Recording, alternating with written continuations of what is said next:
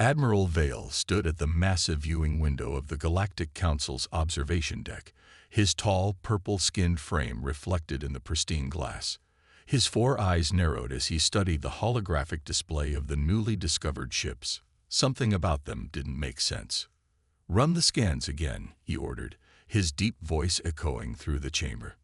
The technician, a small green-skinned merid, nodded nervously. "Sir, we've run them 3 times. The results are the same. These ships are fully capable of faster-than-light travel, but they're only 1/3 the size of our smallest vessels." Vale's upper lip curled in disgust. The largest ship in the strange fleet was barely 300 meters long. His own command ship stretched nearly a kilometer from bow to stern. How could any civilized species travel between stars in such tiny vessels? "Show me their point of origin," he commanded. The hologram shifted, displaying a spiral arm of the galaxy. A small yellow dot pulsed near the outer edge. "They call their homeworld Earth, Admiral," the technician explained. "Our deep space probes only detected their FTL signatures 6 months ago. They appear to be a very young spacefaring species." Vale laughed, the sound harsh and dismissive. Young indeed. And foolish to venture into space in such inadequate ships. The doors to the observation decks slid open with a soft hiss. Council Speaker Loris entered, his ceremonial robes flowing behind him. The ancient politician's skin had long ago faded from vibrant purple to a pale lavender, marking his centuries of service. "What have you found, Admiral?" Loris asked, his voice quiet but commanding. "A primitive species, Speaker. They've somehow managed to achieve faster-than-light travel, but their technology is laughably basic.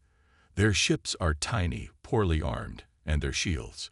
Vale checked the readings again and snorted. "Their shields are barely detectable by our sensors." Loris moved closer to the hologram, studying the sleek designs of the human vessels. Unlike the massive block-shaped ships of the Council fleet, these craft were smooth and streamlined. "And yet they've managed to cross the vast distances between stars," he mused. "Through sheer luck, no doubt," Vale replied. "Speaker, I recommend we send a battle group immediately. Show these humans their place in the galaxy before they become a nuisance. One look at our dreadnoughts should be enough to make them submit to Council authority." The technician cleared his throat nervously. "Sir, there is one unusual reading. The energy output from their ships. It's much higher than we'd expect for vessels that size. Probably unstable reactors." Vale dismissed the concern with a wave of his hand. "All the more reason to intervene before they cause an interstellar incident." Loris stroked his chin thoughtfully. "Perhaps we should attempt diplomatic contact first." "With respect, Speaker, that would only legitimize their presence in space. The Council has maintained peace for 10,000 years by ensuring all spacefaring species meet our standards. These humans," Vale gestured at the hologram in contempt, "clearly do not." The Council Speaker was silent for a long moment, studying the graceful lines of the Earth ships. Something about them made him uneasy, though he couldn't say why. Finally, he nodded. "Very well, Admiral. Take the Third Fleet. Show them our strength, but do not engage unless necessary. Perhaps the sight of 500 proper warships will help them understand their limitations." Vale smiled, already imagining the humans' reaction to his fleet. "They'll learn their place quickly enough, Speaker. No species can stand against the Galactic Council's might." As the Admiral strode out to prepare his ships, Loris remained at the window, watching the hologram rotate slowly in the air. The old politician had seen many species join the Council over his centuries of service. Some came willingly, others required persuasion, but all eventually accepted the Council's guidance. Yet something about these humans bothered him. Their ships were too small, yes, but they were also elegant in a way he'd never seen before. They spoke of a different kind of thinking, a different approach to the challenges of space. "I hope we're not making a mistake," he whispered to himself, but the only answer was the quiet hum of the station's engines. Ambassador Thomas stood before Earth's Defense Council, his face grim as he played the message from the Galactic Council. The hologram flickered to life, showing the towering form of Admiral Vale. "People of Earth," the alien's voice boomed through the chamber. "Your presence in space has been noted by the Galactic Council. Your technology is primitive, your ships are inadequate, and your presence poses a risk to civilized space travel. You have 2 standard days to surrender your fleet and submit to Council authority. Resist, and we will be forced to demonstrate our power." The room fell silent as the message ended. General Rivers, the head of Earth's defense force, was the first to speak. "How many ships do they have?" 500, Thomas replied, his voice steady despite the weight of the news. "Each one 3 times larger than our largest vessel." The general nodded, tapping his tablet to bring up a display of Earth's defense fleet. 50 ships appeared in formation, their sleek designs a stark contrast to the bulky council vessels shown in the corner of the screen. "So they outnumber us 10 to 1, Rivers mused, "and think they outclass us in technology." A small smile played across his weathered face. "They're in for a surprise." "Sir," a young officer spoke up, "shouldn't we at least try to explain? Show them our technological capabilities?" Rivers shook his head. "They're not interested in understanding, Lieutenant. That message wasn't a request for dialogue. It was an ultimatum. They expect us to bow down simply because their ships are bigger." Ambassador Thomas stepped forward, pointing to detailed scans of the Council fleet. "Our intelligence suggests they've been the dominant force in this sector for thousands of years. No species has challenged them successfully. They believe size equals power. It's deeply ingrained in their culture. Then perhaps it's time someone taught them differently," Rivers said. He turned to face the assembled officers. "Humanity learned its lesson during the resource wars. We couldn't afford to build massive ships. We didn't have the materials or the space. So we got creative. We built smaller, smarter, better." The holographic display shifted, showing the internal schematics of a Council dreadnought alongside a human destroyer. The size difference was stark, but the energy readings from the human vessel's core were nearly identical. "Look at their design," Rivers continued. 90% of their ship mass is devoted to showing off their power.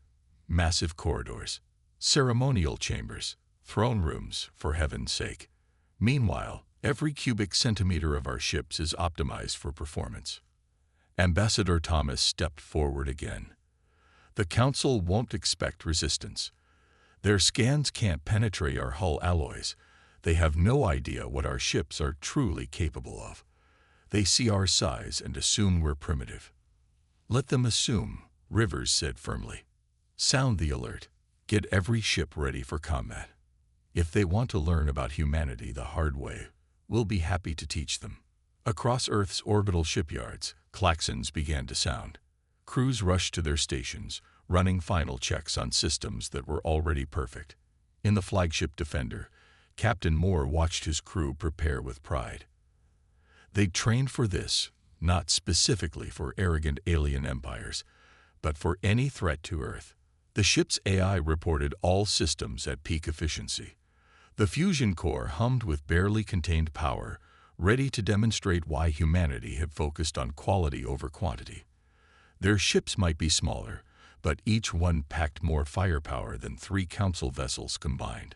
"Status report," Moore called out. "All weapons primed, shields at maximum," his tactical officer reported. "Point defense grid is hot. Stealth systems engaged." Moore nodded, watching as the rest of Earth's fleet moved into formation. 50 ships, each a masterpiece of human engineering and innovation. The Council thought they were coming to teach humanity a lesson. Instead, they were about to learn one themselves. In high orbit, Ambassador Thomas watched the fleet prepare. He thought about Admiral Vale's smug expression, about the Council's dismissive attitude toward humanity. In less than 2 days, they would learn why you should never judge a species by the size of their ships. The warning had been delivered. Now it was time for humanity's response. Captain James stood in the engine room of the HMS Defiant, watching his chief engineer run final checks on the fusion core. The crystalline chamber pulsed with blue-white energy, barely larger than a family car, yet containing the power of a small sun. "Beautiful, isn't she?" Engineer Wilson patted the reinforced housing. 10 years ago, the whole world said it couldn't be done. A fusion reactor this small. Impossible. He grinned. Shows what they knew. James nodded, remembering the resource wars that had forced humanity to think differently. When rare metals became scarce and space construction costs skyrocketed, humanity had faced a choice: give up on space travel or find a better way. "Status report," James asked, watching the energy readings climb. "She's purring like a kitten, Captain. Core efficiency at 99.8%. The new containment field is holding perfectly." Wilson pointed to a display showing the ship's power distribution. "We're getting more output from this beauty than those council ships get from reactors 20 times larger." The ship's AI chimed in. "Captain, General Rivers is requesting a fleet-wide systems check. All ships are to demonstrate full combat readiness." "Acknowledge," James replied. "Run the full diagnostic." Holographic displays sprang to life around them, showing every aspect of the Defiance systems. The ship was small compared to council vessels, but every cubic inch had been carefully designed and optimized. Where council ships wasted space on ceremonial halls and massive crew quarters, human vessels were compact and efficient. AI systems handled most ship functions, allowing for smaller crews and more space for vital systems. The Defiance Revolutionary Point Defense Grid could track and destroy incoming fire with pinpoint accuracy, while their advanced shield technology created overlapping fields that could withstand tremendous punishment. "Remember the first time we showed this ship to the public?" Wilson asked, walking with James toward the bridge. Everyone expected something huge, like those old sci-fi movies. Instead, they got this sleek little beauty. James smiled at the memory. Size isn't everything. The Council's about to learn that lesson the hard way. On the bridge, Tactical Officer Lisa Ryan was running combat simulations, captain on deck. She called as James entered. "Status?" James asked, settling into his command chair. "All weapons showing green, sir. Shield generators at peak efficiency. The new targeting computers are tracking better than expected. We're seeing a 30% improvement in accuracy over previous tests." James watched as his crew worked, each person knowing their role perfectly. Unlike the council ships with their hundreds of crew members, the Defiant operated with just 25 people. AI systems handled navigation, power distribution, and most routine functions, leaving the human crew free to focus on tactical decisions and emergency responses. "Sir," Ryan called out, "incoming transmission from command. They're activating the fleet-wide neural link." This was humanity's true advantage, technology the Council couldn't even detect, let alone understand. Each ship's AI was connected to a quantum network, allowing for instant communication and coordination across the entire fleet. 50 ships that could think and act as one. The holographic display showed Earth's fleet moving into their defensive formation. To an outside observer, the ships might look small and vulnerable, but James knew better. Each vessel was a masterpiece of human engineering, carrying weapons that could punch well above their weight class. "Council ships will enter our space in 18 hours, the AI reported. James nodded, feeling the familiar pre-battle tension. "Begin charging all systems. Run final checks on the stealth field." That was another surprise waiting for the Council. Metamaterial coating that made their ships nearly invisible to standard scans. Combined with their size, it would make the human vessels incredibly difficult targets. "Engineering reports all systems go." Wilson's voice came over the comm. "Fusion core stable and ready for combat maneuvers." James looked around at his crew, seeing the quiet confidence in their eyes. The Council thought they were coming to humble a primitive species. Instead, they were about to learn why humanity had survived and thrived despite all odds. "Send word to all ships," James ordered. "Execute Battle Plan Delta. Let's show these aliens what human ingenuity can do. Admiral Vale watched with satisfaction as his fleet dropped out of faster-than-light travel at the edge of the Sol system. 500 massive warships, their golden hulls gleaming in the distant sunlight. The largest fleet deployment in 50 years, all to teach one primitive species their place in the galaxy. Status of the human fleet, he demanded. Holding position near their third planet, Admiral, his sensor officer reported. Only 50 ships detected. They appear to be in some sort of defensive formation. Vale laughed. They actually intend to fight. Send the standard warning. Give them one last chance to surrender before we. Sir, the sensor officer's voice rose in alarm. The human ships, they're gone. What do you mean gone? Vale strode to the sensor display. The screen showed empty space where the human fleet had been moments before. Detecting multiple small energy signatures, another officer called out. They're everywhere. The human fleet had scattered, using their small size and incredible speed to slip between the Council's formation before anyone could react. Vale watched in growing horror as his sensor displays filled with confusion. The human ships were moving far faster than anything their size should be capable of, darting between his carefully arranged fleet with impossible agility. On the bridge of the HMS Defiant, Captain James allowed himself a small smile. Execute attack pattern Alpha, he ordered. Show them what these tiny ships can do. The quantum network linking the human ships hummed with coordinated data. 50 vessels moved as one, each knowing exactly where the others would be. Their advanced targeting computers had already identified the weak points in the Council ship's shields. Sir, the Council fleet is trying to enter standard combat formation. Tactical Officer Ryan reported. Their ships are so big they're actually getting in each other's way. James nodded. This was exactly what they had expected. The Council relied on overwhelming force, their massive ships designed to dominate through sheer size and power. But in space, size had disadvantages. All ships, weapons free, James commanded. Begin attack runs. The human fleet struck like a swarm of angry hornets. Their compact fusion reactors pumped out more power than the Council's engineers would have believed possible. Advanced railguns fired projectiles at a fraction of light speed, while concentrated energy beams sliced through the Council's supposedly superior shields. Impossible, Vale shouted as the first damage reports came in. Their weapons, they're cutting through our shields like they weren't even there. Sir, we can't target them effectively, his weapons officer reported frantically. They're too fast, too small. Our tracking systems weren't designed for targets moving at these speeds.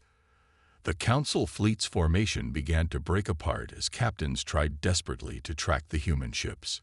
But the smaller vessels were literally running circles around them, their superior maneuverability making them nearly impossible to hit. Multiple ships reporting critical damage. Vale's second-in-command announced. Their weapons are somehow bypassing our outer shields entirely. James watched the battle unfold on his tactical display. The Council ships were powerful, but their size made them slow to react. Their weapons were designed to engage targets of similar size, not the nimble human vessels that could slit through their firing solutions. Status report, he called out. All ships reporting minimal damage, Ryan replied. Our point defense systems are handling their fire easily. They simply can't adapt their targeting fast enough to hit us. The AI's calm voice added, Council fleet showing signs of disarray. Their command and control structure appears to be breaking down. James nodded. The Council had expected an easy victory over a primitive species. Instead, they were facing an enemy they couldn't effectively fight. Their huge ships, designed to intimidate through size alone, had become a liability. Send word to all ships, James ordered. Begin Phase 2. Let's show them what happens when they judge a species by the size of their ships. Around him, the battle continued to unfold. Human ingenuity and technology were proving that sometimes the smallest opponent could be the most dangerous. Swift strike doctrine is now in effect. Captain James announced to his crew. All ships, activate your secondary weapon systems. The Council fleet was still reeling from the initial assault when the human ships suddenly began to emit a strange, pulsing energy signature. Hidden panels slid open along their hulls, revealing weapons that the Council's scanners hadn't even detected. Admiral Vale stared in disbelief at his tactical display. What are they doing now? His answer came in the form of brilliant blue beams that lanced out from the human vessels. Where traditional energy weapons dispersed against shields, these beams simply passed through them, as if they weren't there. Phase-shifted plasma cannons, Engineer Wilson reported proudly on the Defiant. They never even considered that we find a way to bypass their shield frequencies. The human fleet moved with practiced precision, their quantum network allowing for perfect coordination. Each ship knew exactly where the others would be, creating a deadly dance that the larger Council vessels couldn't hope to match. Admiral, Vale's sensor officer shouted in panic. Their ships are multiplying. Holographic projectors, another technology the Council had overlooked, created perfect duplicates of the human ships. The Council's targeting computers couldn't tell the difference between the real vessels and their copies, making their already ineffective fire even less useful. Impossible, Vale muttered, watching as his mighty fleet was systematically pulled apart by ships he had dismissed as primitive. No species this young should have this level of technology. On the Defiance Bridge, Tactical Officer Ryan reported, "The Council fleet is switching to their secondary weapons, sir. They're trying to saturate the space around us with fire." James nodded calmly. "Just as we expected. All ships, activate your point defense grid." Thousands of tiny drones deployed from the human vessels, creating a web of defensive fire that intercepted incoming attacks with perfect accuracy. The Council's strategy of overwhelming force was being countered by superior technology and preparation. Their flagship is attempting to coordinate a counterattack, the AI reported. "Shall we demonstrate our electronic warfare capabilities, Captain?" "Do it," James ordered. Invisible to normal sensors, quantum-encrypted signals reached out from the human ships. The Council's communication networks, which they had thought unbreakable, began to fail. Their coordinated attack fell apart as ships lost contact with each other. How? Vale demanded as his own systems began to flicker. How did they develop all of this? Their ships are so small. The answer, if he had known it, lay in humanity's past. The resource wars had taught them harsh lessons about efficiency and innovation. While the Council had spent thousands of years building bigger ships, humans had focused on making their technology better. Multiple Council ships are powering down their weapons, Ryan reported. Their crews appear to be in complete disarray. James watched as the massive alien vessels struggled to cope with threats they had never imagined facing. Their huge ships, once symbols of power, had become giant targets that couldn't effectively fight back against their smaller, more agile opponents. "Sir," the AI interrupted, "I'm detecting power surges in several Council vessels. They appear to be preparing to retreat." "Let them go," James ordered. "But make sure they understand why they lost today." The human fleet regrouped, their formation perfect despite the chaos of battle. Not a single Earth ship had been lost, while dozens of Council vessels showed significant damage. "Send this message to the Council fleet," James commanded. "The size of a ship doesn't determine its worth. The true measure of a spacefaring species is their ability to innovate, to think differently, to do more with less. Remember this lesson well." As the Council ships began to retreat, their golden hulls now scared and broken, Vale finally understood. He had judged humanity by the standards of a civilization that had grown comfortable and complacent. These humans, these builders of tiny ships, had just changed the rules of space warfare forever. "Send word to the Council," Vale said quietly. Tell them we greatly underestimated the humans." Admiral Vale's flagship drifted alone in space, cut off from the rest of his scattered fleet. The massive vessel, once the pride of the Council forces, now felt like a cage. Its huge corridors and ceremonial chambers, designed to showcase the Council's power, had become useless empty space. "Status report," he demanded, watching as another group of his ships lost formation under the relentless human assault. "Sir, we've lost contact with the entire Eastern Battle Group," his communications officer reported. "The humans are using some kind of signal jamming we've never seen before. Our ships can't coordinate their actions." Through the main viewport, Vale watched as 3 human vessels, each barely visible to the naked eye, tore apart one of his heavy cruisers. Their weapons sliced through shields that had been considered impenetrable, while their speed and maneuverability made them almost impossible to hit. "Launch all fighters," Vale ordered. "Surround them with smaller craft." "Sir," his tactical officer hesitated. We don't have smaller craft. All our ships are capital vessels or larger." Vale's face darkened as he realized another critical error in Council military doctrine. They had always believed that bigger meant better, that the key to victory was to build ever larger ships.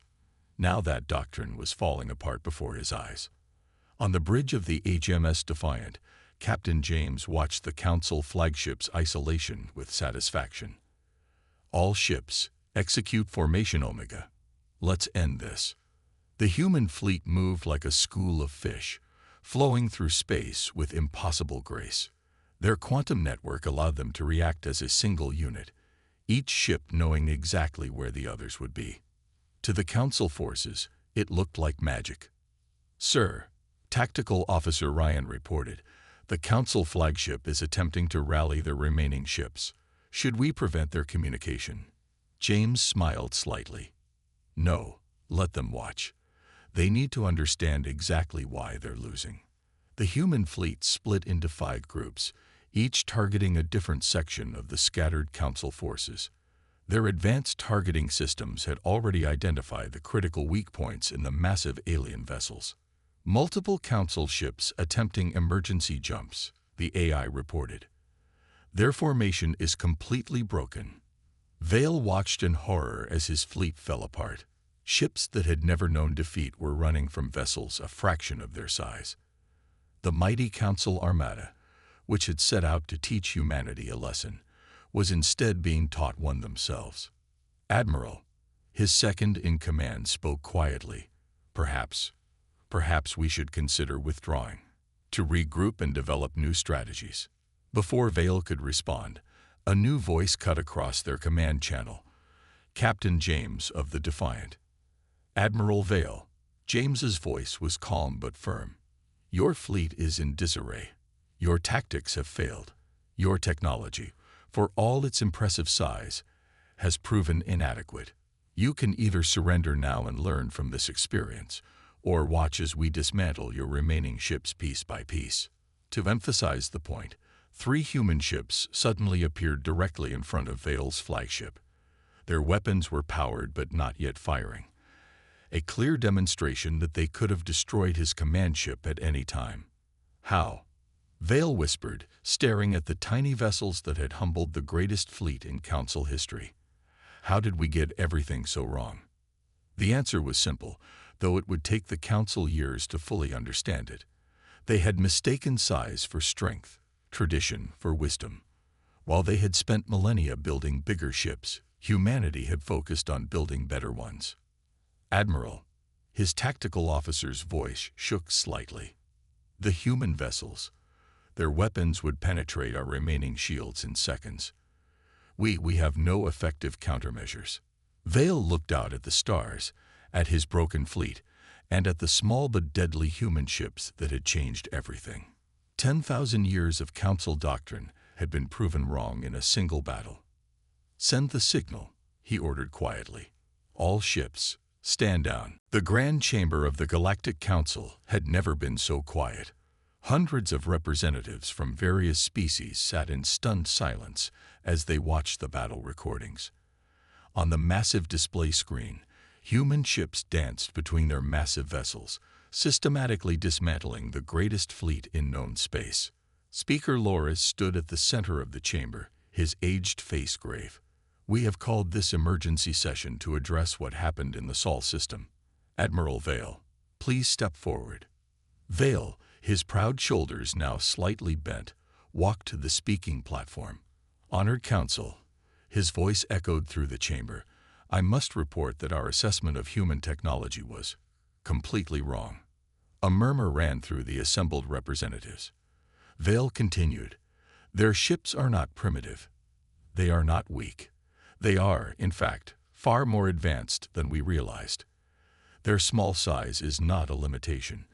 It is an advantage we never considered. The main screen shifted to show detailed scans of a human vessel. Their technology is beyond anything we have seen. Compact fusion reactors that outperform our largest power plants. Shield systems that adapt to attacks in real time.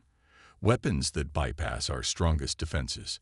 And most importantly, a way of thinking about space warfare that makes all our traditional doctrines obsolete. Ambassador Thomas stood next, his human frame small compared to the council members, but his presence commanding. We did not want this conflict, he stated clearly. Humanity would have preferred peaceful first contact. But when threatened, we will defend ourselves. The size of our ships does not reflect our capabilities or our resolve. How? One council member called out. How did such a young species develop such advanced technology? Thomas smiled slightly. We had to. Earth's resources are limited. We couldn't afford to build massive ships like yours. So we found ways to do more with less. To make our technology smaller, more efficient, more effective.